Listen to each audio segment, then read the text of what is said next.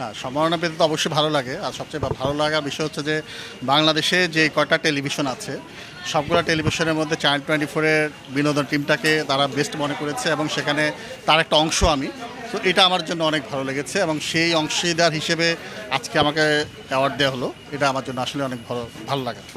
না, কাজের স্বীকৃতি হিসেবে দেওয়া হয়। কিছু অ্যাওয়ার্ড তো আসলে প্রশ্ন তৈরি করে যে কেন আসলে এই অ্যাওয়ার্ডগুলো দেওয়া হচ্ছে, কাদের দেওয়া হচ্ছে। আবার কিছু কিছু অ্যাওয়ার্ড আসলে কাজের অনুপ্রেরণা তো যোগায়। এই কারণে অ্যাওয়ার্ডগুলো থাকা ভালো। অনেক এই পথটা তো আসলে এত মসৃণ না আসলে। সাংবাদিকতা ক্যারিয়ারটা তো আসলে চ্যালেঞ্জিং। সে চ্যালেঞ্জিং ক্যারিয়ারে ১.৫ দশক কাজ করা, ১.৫ দশকের বেশি। সো এইটা আসলে চ্যালেঞ্জ তো অবশ্যই ছিল। অনেক স্মৃতি, অনেক ঘটনার মধ্য দিয়ে আসলে যেতে এই পথটা পাড়ি দিতে হয়েছে এবং দিন শেষে যখন সম্মাননা মেলে এটা অবশ্যই ভালো লাগে। তবে যেটা বড় বিষয় সেটা হচ্ছে যে বিনোদনে কাজ করাটা মানে যতটা কঠিন তার চেয়ে বড় কঠিন হচ্ছে এই জায়গাটা টিকে থাকা। সো এই কাজটা করতে পারছি, ভাল লাগছে। ওই যে ডিসিপ্লিনটা মানতে হবে, প্যাশনটা থাকতে হবে।